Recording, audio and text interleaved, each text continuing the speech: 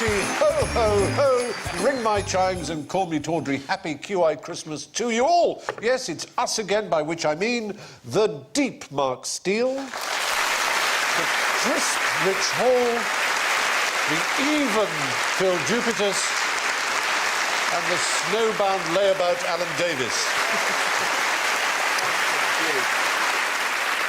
Pause the music. I shall conduct you in. Rich.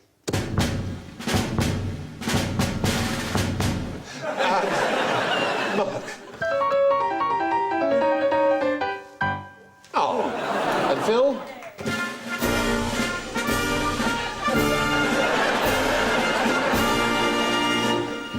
And Alan.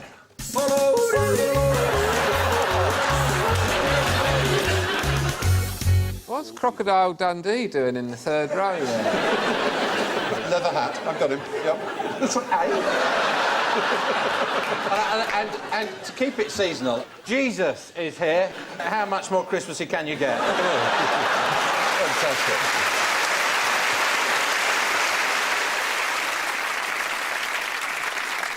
Here's a question for you. What makes a festive balloon like this go up? Helium. It's the right answer. 2 points. And what does it do to your voice? Makes it go higher pitched if you inhale it. Oh. It doesn't make your voice go up. No, it doesn't go up in pitch at all. It's the timbre that changes. The timbre. The timbre. That's a stamp, isn't it? It's... We wanted to give you all some helium to show it by having you sing. But I've got the 3 worst words in the English language to offer you. And safety. It's 4 words. It's 4 words. But I'm afraid health and safety wouldn't let us do it on television. What did they think could possibly happen? Throw it away? No, it's exactly. It's not a poisonous gas, for heaven's sake. You dive, don't you? Yes.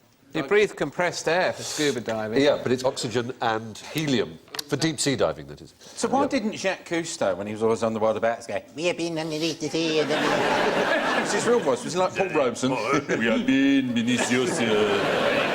There is a gas you can breathe called xenon, which is, I think, one of the inert gases, where you do actually go John Wayne-like when you... Freon is like that also. Freon does that, does it? Yeah. Refrigerator. Yeah, you can suck the back out of a refrigerator and your voice will be much lower. We did it all the time as kids. Did you know? Is this what, maybe if you're on EastEnders, every character has to have this before they start doing a bit? Oh, like that! And then they go, we've got a talk. And that's what all the optics are behind the bar. Yes. For a rich character. Piggy!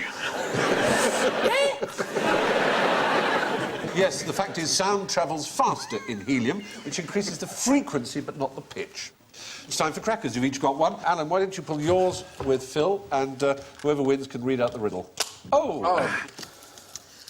Why is the Emperor Penguin like Santa Claus? Kids love them. Can't get enough of either. Big fella with presents, funny bird. Which one's Santa there? I like the one on the left. He's not trying so hard. Scientists give ecstasy to one penguin.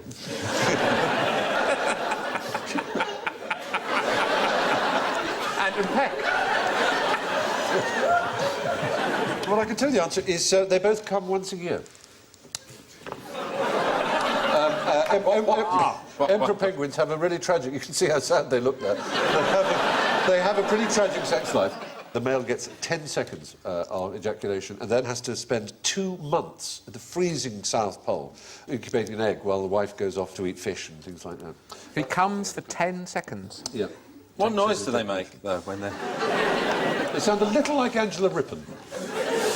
Good evening, and this is the news. Yeah, that's also... It's unusual. And finally! The only animal. This just in.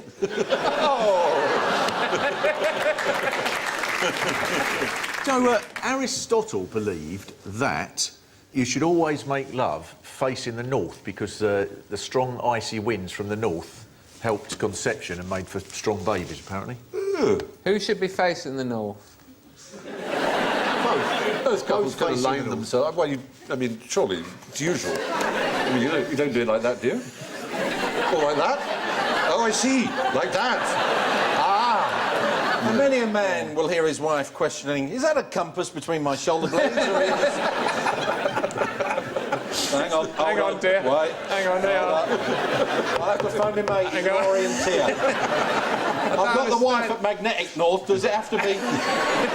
Well, could you get your Aristotle out and have a look for me? 'Cause You can use GPS these days. It's so much easier. That's if you're doing it in the Jag. You can just...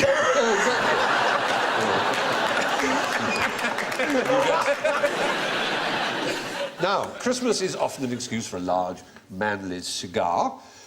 If you want to take up smoking, but you want to increase your life expectancy by about 8 years, what should you do? There is a way you can do it. Yes. Take up smoking 8 years later than you were going to.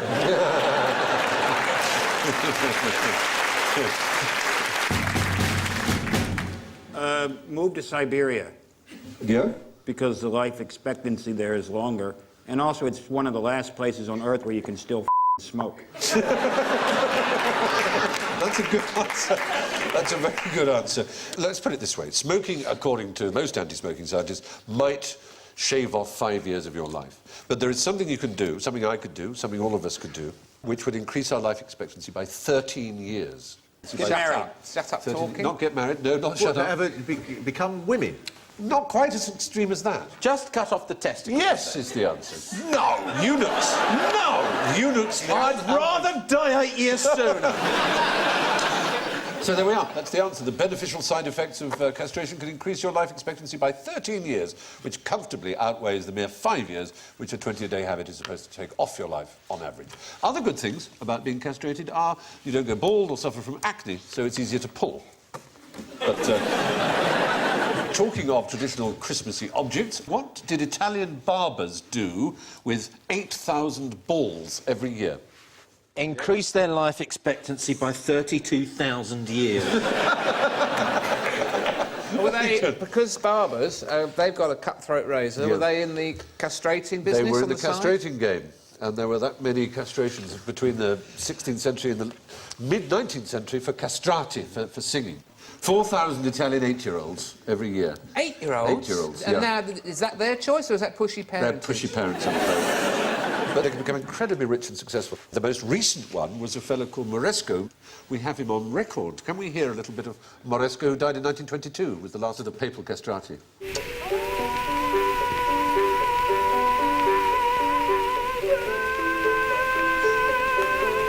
This is the sound of the actual operation. In a minute, you hear... But certainly Farinelli, did you ever see that film about Farinelli? He could sing from a C3 down there. Ooh, I did it. There.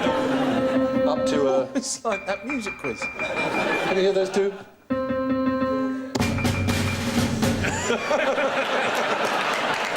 But that's quite a range. Their voices never break. No, because the testosterone is what causes the lengthening of the vocal cords to deepen the voice. The operation was illegal, and so would often be carried out by the village barber, and then explained as some kind of accident with a wild boar. Did they have photos up on the wall of people with no bollocks? Slightly outdated one. Yeah. Tony Curtis's lack of knackers, you know. So they come round with a mirror afterwards and Why don't you, young Rick? Name one of the animals present at the birth of Jesus. Donkey. Donkey?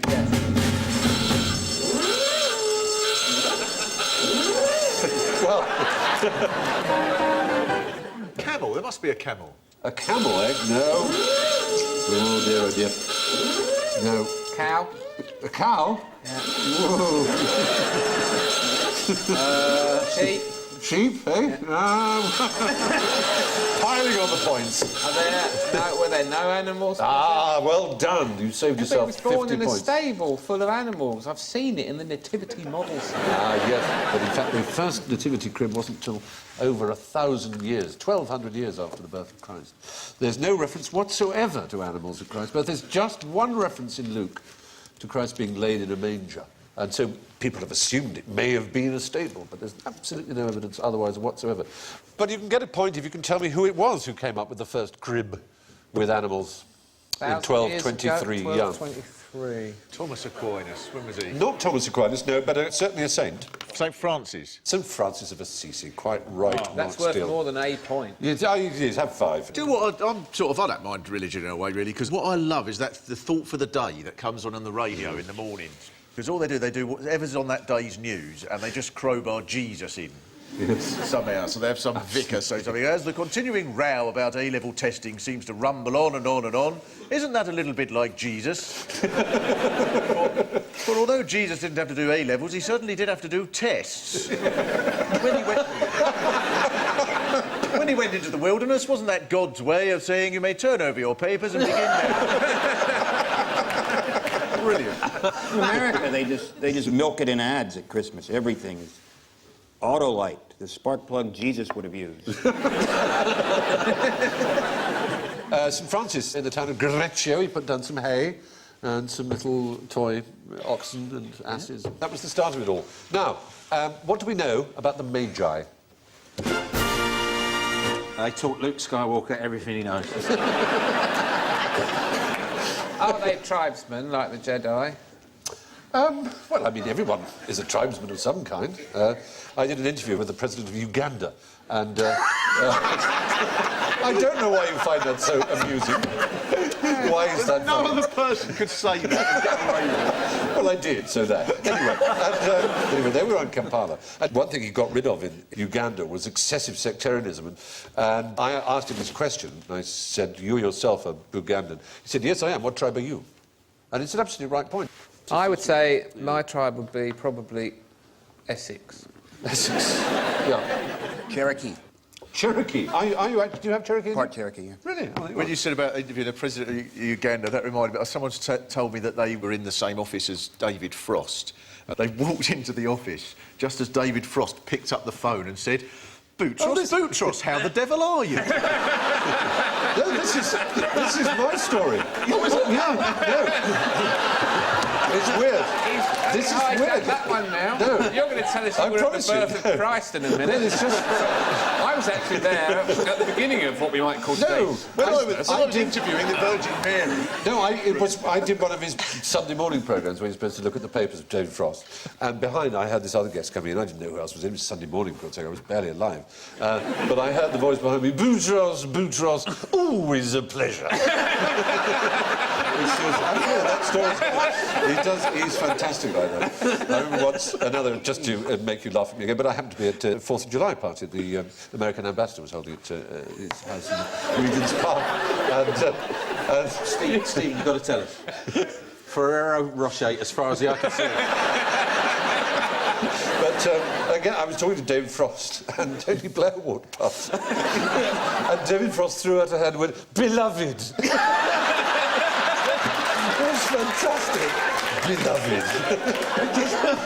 He once, and he said something was written, but so I gather you've written a book. It behoves, we're all we behove us, it be roll over behoven. However, not enough Frosty stories. That guy there. There we are. So, the Magi, the Magi, we hoped you might fall into the trap of suggesting that they were 3 wise men, and that is not what they are. They were Persian or Zoroastrian priests. And what's myrrh? What did they really bring? Myrrh is an oil. Is it good for babies? It's expensive and rare, and whether it's good for babies or not, it's used in anointing. Of course, 6 days after he was born, a week after he was born, he had to have the old snip while we're on the subject, didn't he, Jesus? Without the Feast of Circumcision, is it just called? An Italian January the 1st. barber, tipped up. It wasn't, no, Jesus was Would not... you allow me to cut anything else? I can make him sing. Just... Jesus had to... He could be rich. Isn't that what you want, Mary? Look at you in his shitty stable. You're so lucky there is no animals here. It would be worse. strange version of Stoke Newton Greek as present. That's my random southern Mediterranean. And it works well. It works well. It stood you by all these years. Well, according to the enfeebled adults who run the General Synod of the Church of England, magi is a word which discloses nothing about numbers, wisdom or gender. It's generally been assumed that there were 3 of them because they brought 3 gifts, but it's quite possible there were 4 and one forgot to get a present until after the shops were closed. Anyway, they could have been women, apparently. I liked your use of enfeebled adults. Did you? Thank you. Thank you. One thing we do know about the Magi, don't we, is that they all went their separate ways afterwards because they'd heard tell of Herod and how angry he was about this. But what do we know of Herod's wife? In other words, what was the name of Herod's wife? Yes. Mrs. Herod. Oh, I'm not going to say you're predictable, but my goodness me. No, we want her given name. They didn't use Mrs. in Judea. Maria, Sylvia, Jane, Michelle, Mary. Fortunately, we haven't got all those up. No, Beyonce. It's nearly that odd. It's nearly that Britney. odd. Madonna. It begins with Yvonne. a D. Denise. No. Dawn. Detox. Closer. Donna. Diana. Closer. Donatella. Donatella. No, don't forget the N. Dot. Dor is a good beginning. Dorothy. Shorter. Dorothea. Dot. Que sera, sera, sera. Doris. Doris, thank you, Doris. Doris Herod, yes. No, it's a surprise. Her name was Doris. He's been out all night killing babies, I'm telling you. He comes back in here covered from head to foot in the blood of the innocents. I am not washing that cloak. Herod! Good. A lot of mileage to be had out of poor Herod's wife. She was indeed called Doris. Doris! It's a Greek name. To our ears, it is a bit funny, but... It was Did you find the Messiah? Because he's a very naughty boy. King Herod and Queen Doris. There they are. How do you say it in Greek, though? I wouldn't say Doris. Probably a slight hint of... Can you do a that. Greek pronunciation of Greek things? Stachtodochios, if you want, is ashtray, for example. Oh, you mean ancient Greek? Ancient Greek, yeah. It wasn't the same sort of Greek. They weren't walking around in togas up the Parthenon and that philosophising, going, I wonder whether the sun go round the earth or is it other way around? It's been puzzling me all night about a triangle and whether these are like the angle, they all are the same on the different angle compared to that one up there is the same, innit? That was Pythagoras. Put these vegetables on that skewer and shut up. My grandfather always used to call Pythagoras Pythagoras because he was Hungarian, my grandfather. He said, you go to school, you'll learn about Pythagoras. And I was thinking, who's this Pythagoras? And I remember, and I came out, he said, did you do the Pythagoras? I said, no, we've not done any Pythagoras. He said, you ask your mathematics teacher, he must do the Pythagoras. And I said, are we going to do Pythagoras? He goes, shut up, Fry. So I did Pythagoras, and years later I discovered he meant Pythagoras. He used to pronounce pineapple upside down cake, Piniopli opshide dovne tsoka. I just wanted to move on because my mom's name is Doris. Oh, here you are. It is. After, or named for, as you say in America, named for Doris Day? No. It was given to her by the president of Madagascar. Now, it's another cracker question, so it must be Phil's turn. Oh, lordy. Oh! Hey! How many heads did Jesus' granny have? Maternal or paternal? Well, if you think about it, he only had a maternal grandmother because his father wasn't Joseph. So he had his mother's mother, but he didn't have a father's mother because God didn't have a mother. Ah, yeah. So I'm not as stupid. Oh, no, you're not even... No, you're not. You couldn't be. How many? No, I mean... No. I couldn't sink as low as Stephen's expectations. No, not at all. His mum's mum had how many heads? Yeah. 1 head. Well, his mother's mother was St Anne, and rather oddly, she had 7.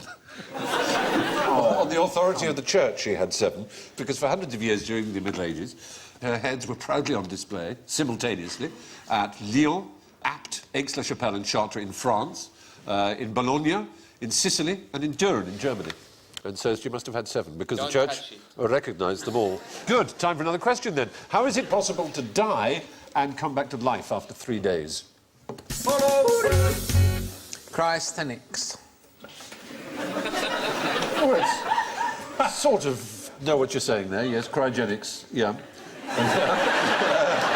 I nearly said calisthenics. Yes, it's a mixture where you do exercises while you're frozen in suspension. Yeah. What was it? Genics. Cryogenics. Well, yeah, they're freezing where they people. freeze you and bring you back to life. Well, no, what you want to be is a water bear, which has another rather sweet name, which is a tardigrade. There's one. Is that it? Oh, yes. That's not a bear. No, it's The Sydney Opera House. It really is a Sydney It Opera is a House. bit, isn't it? You can see where he got the idea from. No, they're not very big. I mean, you can see them with the naked eye. That's magnified. We've done all kinds of nasty things to them. We have boiled them, frozen them, poisoned them, suffocated them, dehydrated them, and bombarded them with radioactivity. And still they live. They just put themselves into suspended animation in such a state without any metabolism going on until things turn out nicely for them. That's not a very nice way to treat a bear. It certainly isn't. I've been bombarded with radiation, boo-boo, and they've frozen me and buried me. I'm gonna be dead for 1,000. Oh, yogi. Well, in fact, tardigrades have been frozen to within 1 degree of absolute zero. I thought you were going to say to within an inch of their life. I shall freeze you within an inch of your life. Would you have that as a superpower if you could? What would your superpower be of choice? Invisibility. Really? Yeah, I think. Would you? Oh, that'd be great fun. What would you like? I'd like to have no bodily smell.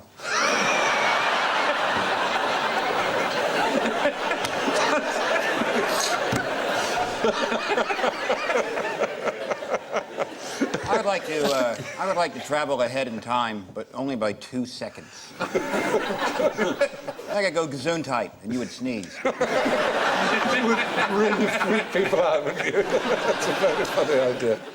We must have another question, another cracker question. So, Right, well, I'll read out what it says. It says, where's, like, the coolest place in the universe, man? Venus. you've deliberately chosen the planet that's second nearest to the sun. It is the coolest place in the universe. You meant Venus in the winter. Yeah. Neptune. Camden Market. Well, you're much nearer than you were with Mercury, because it's on Earth. The freezer. No, when do you get much colder? The coldest you can go is minus 273 centigrade, which is known as absolute zero, or 0 Kelvin. And then everything stops. And even the universe is 3 degrees above absolute zero, because it still has some of the heat left over from the Big Bang. Even the coldest reaches of it. Everything stops. Yeah, there's Can't nothing. get any colder. You can't get a... you can't get a bus, you can't get a dentist appointment, nothing. It's unbelievable. So where might it be absolute Well, the zero? scientists have managed to create a big bar, huge 1-ton metal bar, which is just a fraction of a degree above absolute zero. Is it, ironically, in the middle of the desert? Well, it's actually in a very, very hot place indeed. It's in Louisiana, yes, in Baton Rouge, the State University of Louisiana. There's bound to be one scientist goes in with the big iron bar one day.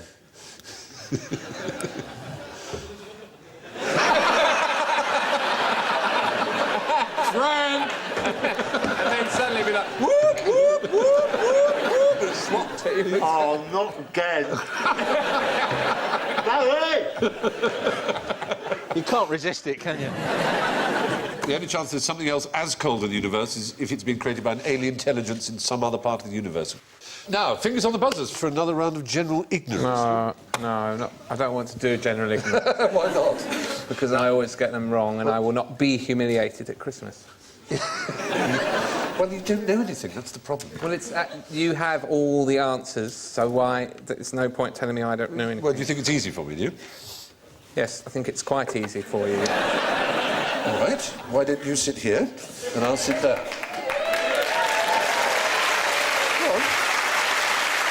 I was only having a joke. Yeah, well, it's Christmas. It's traditional at Christmas time for servants to be served by the master. So everything swaps round. Go on, sit on. Oh, it's easy now. You see, this is just lounge back and talk to Phil. OK, Stephen. Oh, yes. Oh, hello.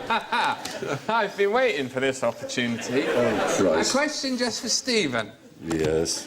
Who plays in goal for Aston Villa?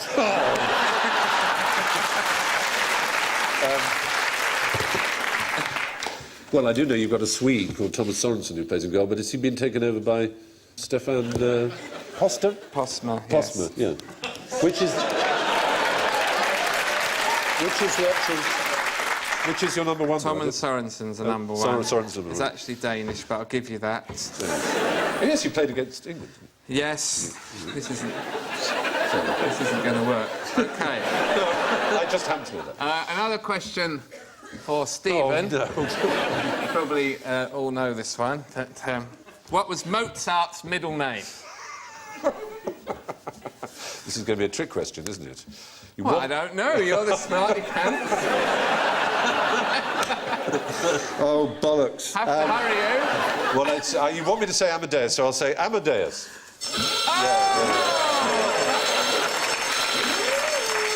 Wolfgang. His full name was Johann Chrysostomus Wolfgangus Theophilus Mozart. He usually called himself Wolfgang Amad, not Amadeus, or Wolfgang Gottlieb. This question for Stephen Fry. How many states of matter are there? Oh, hello. Well, if you count plasma, I suppose 4. Liquid, solid, gas, 4 is wrong. 6. I'm surprised at you, Stephen. Oh. Print it down, is it? They are, of course, solid, liquid, gas, plasma, Bose-Einstein condensate, and fermionic condensate, sometimes known as filament. Just done. This question is for Stephen Fry. Alan Davis hunched in front of his pub trivia machine. That's it all. I'll add that. Which way does the bathwater go down the plug hole in the northern hemisphere? Whichever way you want it to. You can push it to go one way and push it to go the other. I've tried it. Oh.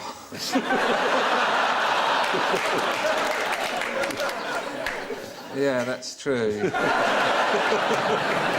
Stephen, what are you doing in that bathroom? I'm pushing it to go one way. I'm pushing it to go the other. I'm the master.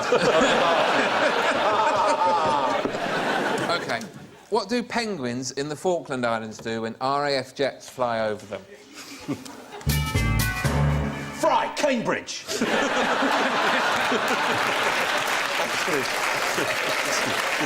They look up and fall over, topple over backwards. Really? Yeah. Hey! See, it's wrong. Oh, Fry, you idiot.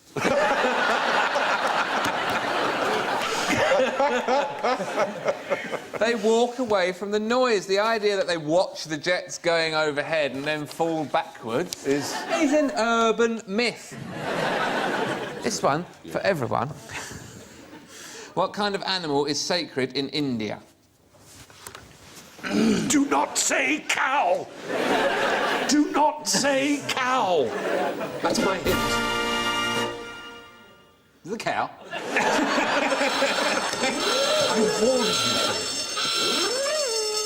There are no sacred cows in India. The term sacred is a Christian one, doesn't really apply to India. Even if it did, it wouldn't apply to cows. There are no cow deities, cow icons, cow statues, and no temples to cows. Good. Cows are one of the few animals that are not the object of worship in India. There you are. Well done. Do you want me to wrap up? Yeah, why don't you... I'll wrap up. All right. Well done. I just hate to see what the score is. Well done. Well done. Well, on that extraordinary note, let's look at the scores.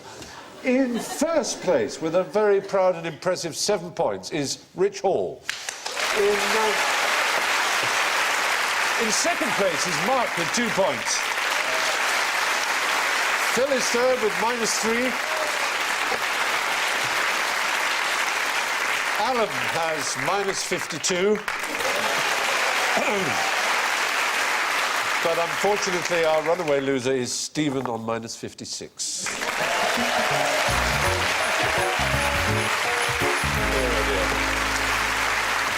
So, from Rich, Mark, Phil, Alan and myself, and from all of us at QI, hope you enjoy the rest of the Christmas holiday. Have a brilliant New Year, and we'll see you again very soon. Good night. Happy Christmas.